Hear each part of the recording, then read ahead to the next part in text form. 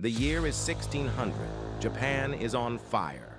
The country is divided into many warring clans, and each of them seeks sole power.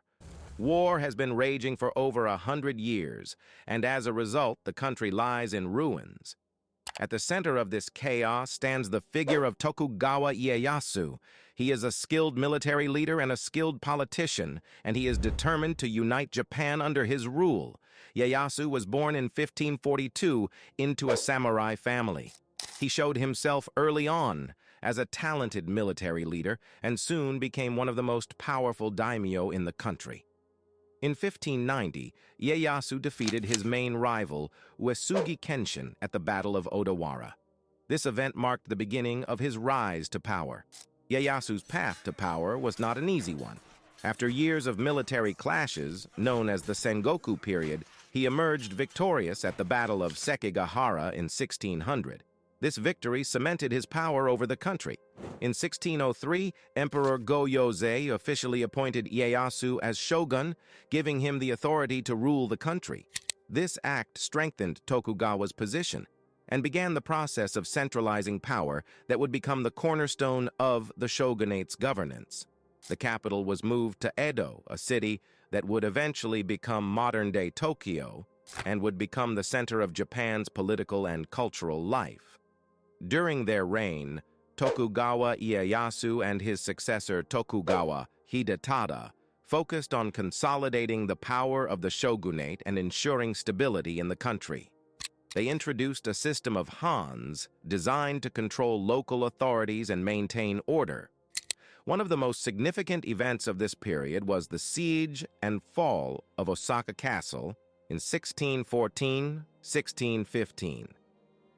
This event symbolized the end of resistance by Toyotomi forces and the final assertion of power by the Tokugawa Shogunate. From that moment, Japan entered a long period of peace and stability that would last for more than 2 centuries. After the Tokugawa Shogunate and the suppression of the last pockets of resistance, a new phase in the history of Japan begins, a period of stabilization and isolation. From 1615, with the end of the siege of Osaka Castle, Japan entered an era of peace and relative tranquility that would last for the next 2 centuries. Tokugawa Iemitsu, grandson of Ieyasu and the 3rd shogun of the Tokugawa family, took it upon himself to consolidate and build on the achievements of his predecessors. He continued the policy of centralizing power, seeking to strengthen the shogunate's control over the entire country. During this period, the system of Hans was strengthened to help maintain order and prevent local revolts. One of Iemitsu's most significant decisions was to tighten the sakoku, or closed country policy, providing for strict restrictions on foreign trade and contact with foreign countries. Japan closed its borders to most foreigners, except for a small number of traders from China and the Netherlands, who were allowed to trade through the port of Nagasaki.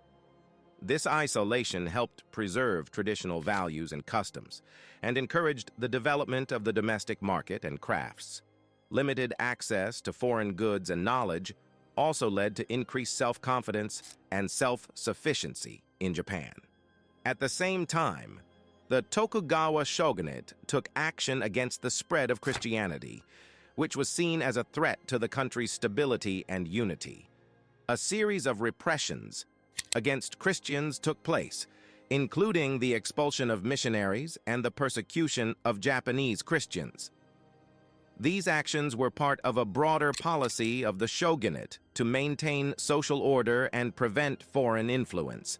In the mid-17th century, Japan, enveloped in peace and stability, entered its golden age of development. The country's economic progress could not be overlooked. At a time when many countries depended on international trade, Japan turned inward, strengthening its agriculture and crafts.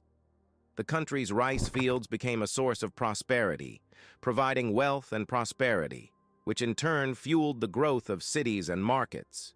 Edo, Osaka, and Kyoto.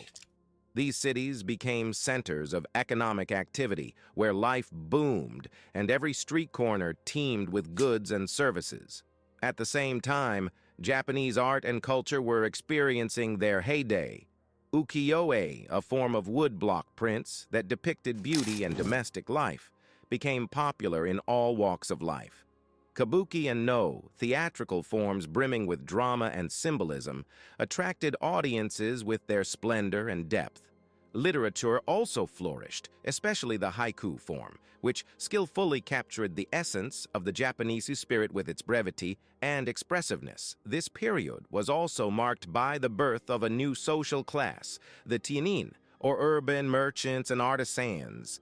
They became the driving force behind the economy, bringing fresh ideas and innovation to a traditionally agrarian society.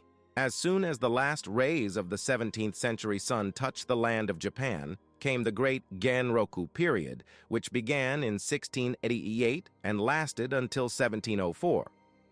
During these years, Japan came alive with economic prosperity and cultural development. Cities were full of life and movement, the streets of Edo, Kyoto, and Osaka overflowing with crowds of people. At the center of it all stood great personalities. One of them was Matsuo Basho, a poet whose haiku, filled with profound simplicity and wisdom, reflected the spirit of the times. Kabuki theater was also reaching its peak. It was the time of Chikamatsu Monzaemon, a playwright whose plays penetrated the hearts of the audience. He masterfully portrayed life's dramas and conflicts, thus reflecting the soul of the Japanese people. The economy, meanwhile, was booming as never before. Markets were full of goods, and merchants, skillfully conducting trade, contributed to the growth of prosperity. In the ports where ships were unloaded, the aromas of exotic spices and the sounds of distant seas mingled. All this made it seem as if Japan, despite its isolation, was the center of the world. As the 18th century spread its wings over Japan, the country entered an era of change and challenge marked by the Kyoho, Horiki, and Tammei periods. During these times, the people of Japan, already accustomed to calm and stability, faced new challenges. The Kyoho period, which began in 1716, brought with it a series of natural disasters, including a famine that shook the foundations of society. People, usually strong and resilient, were forced to find new ways to survive. During Horiki's time, beginning in 1751, Japan continued to struggle with natural and social disasters. Despite this, there were some bright spots. Culture continued to develop. Artists and craftsmen found new ways of expression, and literature and theater became more sophisticated and profound. The Tammei period, which began in 1781, marked a new phase. At this time, the country was experiencing not only economic hardship, but also intellectual progress. Thinkers and scholars began to rethink traditional views, exploring new ideas and concepts. Peasants working in the fields, artisans in their workshops, and merchants conducting trade all contributed to the survival and development of the country. Their perseverance and hard work helped Japan to overcome hardship and pave the way for future change. The first decades of the 19th century were marked by internal instability and economic hardship. The Tokugawa Shogunate, which had kept the country peaceful and stable for centuries, faced serious challenges. Difficulties in governance, increasing taxes and natural levies led to growing discontent among the peasantry and increasing social inequality. In the middle of the century, foreign forces came to Japan demanding that the country be opened to trade. The arrival of the black ships under the command of American Commodore Matthew Perry in 1853 symbolized the end of the era of self-isolation. This event caused shock and a rethinking of foreign policy among the Japanese rulers and people. These events led to a rise in national consciousness and the strengthening of movements aimed at restoring the emperor's power. Prominent among these movements were individuals such as Sakamoto Ryoma, dedicated to the ideals of renewal and modernization, who sought to unify the country and end feudal fragmentation. As the century drew to its close, tensions between supporters of the shogunate and those in favor of restoring imperial power grew. During these years, the foundations were laid for future reforms and changes that would later be known as the Meiji Restoration. This turning point marked the transition from a feudal society to a modernized state. Accumulated dissatisfaction with the policies of the shogunate and external pressure from Western powers led to a crisis that shook the foundations of traditional Japanese authority. At the heart of this rebellion were courageous and determined individuals who sought to revitalize imperial authority and renew the country. Prominent among them was the figure of Saigo Takamori, a brave and principled warrior who became one of the leading figures of this movement. The Meiji Restoration symbolized a decisive rejection of the old order.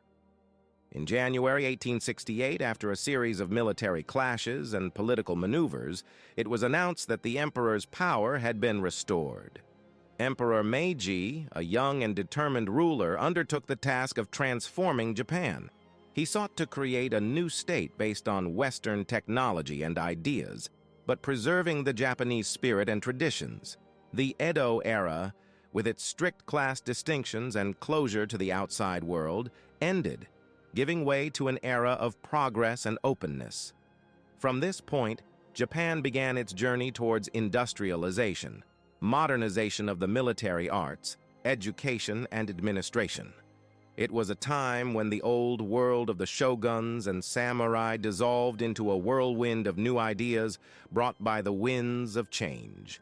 Thus, the Meiji Restoration left an indelible mark on Japanese history, becoming a symbol of rebirth and the beginning of a new era.